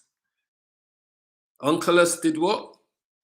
Onkelos bar Kolomaios converted to Judaism. They are converts. Him himself now is telling you, without even telling you. Listen again. Year 800, a small group of Jews left northern Italy. We even know the names of some of them, the Colonimus family, for example. They left their homes in northern Italy, and they made their way up to the Rhineland in contemporary Germany. Those people form the nucleus of Ashkenazi Jewry. They formed the nucleus of Ashkenazi Jewry, the Kolomaios. Well, the Kolomaios were converts, just like the other set of people, Eastern Europeans. The Khazarians are converts, just like the Kolomaios. So you got the Kolomaios, they're converts. They formed half of modern-day Jewry, just like he just said, just like these Khazarians here. They formed probably the other half. Over 1,000 years ago, the far east of Europe was ruled by Jewish kings who presided over numerous tribes, including their own tribe, the Turkic Khazars. After their conversion, the Khazar people used Jewish personal names, spoken, wrote in Hebrew, were circumcised, had synagogues, rabbis, studied the Torah and the Talmud, and observed Hanukkah, Pesach, which is Passover, and the Sabbaths. The Khazars were an advanced civilization with one of the most tolerant societies in the medieval period. It hosted merchants from all over Asia and Europe. One of these pages, it is hoped that you would learn more about this fascinating culture. So the Khazarians were another set of Eastern Europeans that converted. So the Kolomaios are not the Khazarians. They're just another set of Edomites that come from the Kolomaios, which were converts. So the Khazarians, Eastern Europeans, they were converts as well, converted to Judaism, took on the culture, the language that says there. Khazar people used personal names, spoken, wrote in Hebrew, circumcised, and had synagogues and rabbis and studied in the Torah and the Talmud and observed the Hanukkah and the Pesach and the Sabbaths. Converts. So this is it, after their conversion, all right? These are the Khazars. So they're responsible for the conversion of millions of those Eastern Europeans that we see today, but so are also this family here, the Kolomaios, who he said is the progenitor of this founder event. That's what he said, right? This founder event. Just like they were in Israel with South Italians, and then later with North Italians. And then you have the founder event. And this is something which we actually have described in Jewish literary sources. So this is not like a new surprise to us at all. Sometime around the year 800, a small group of Jews left northern Italy. We even know the names of some of them, the Colonimus family, for example. They left their homes in northern Italy, and they made their way up to the Rhineland in contemporary Germany.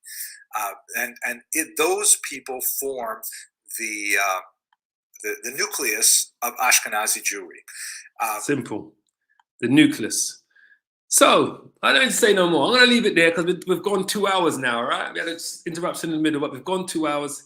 I pray you are edified by today's edification. And it was a long one today, but it was worth the wait. It was worth the session, the edifying, to understand what's going on, which is a response to how did Ashkenazim become white eligible, right? By this PhD Henry Abramson. As you can see, him himself told you where they came from. The founder event was the Kolomyas family.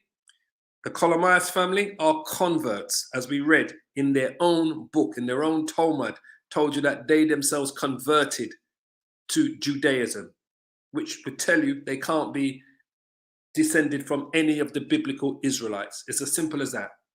So I pray you were edified by today's edification. Sorry about the interruption that we had halfway through. Couldn't get around that. The laptop locked up. But as always, I want to give all the praises and the glory to Yahweh, Ba'asham, Yahweh Shai, Ba'asham, Rakah, Kodash. Double honors to the apostles of Great Millstone who are leading this word in truth and spirit and sincerity. As I always say, Kal Halal, Yahweh, Ba'asham, Yahweh Shai. Yahweh is the Most High's name. Yahweh Shai is the Son's name. Keep praying, keep safe, and hold on to this truth. As always, this is all we got. Their backs are against the wall. Are they throwing in the towel? Not yet, but as we can see, they are trying to damage the limitation process by finally coming clean and telling us that the true Hebrew Israelites were a nation of people of color. Undeniable. But they're trying to wiggle their way in by saying who their founders were. As you could see, their founder, Kolomyas, was a convert. And the other part of that make up that nation, who are the Khazars, converts as well. So, shalom, shalom, shalom, family. All praises, all praises, all praises, all praises.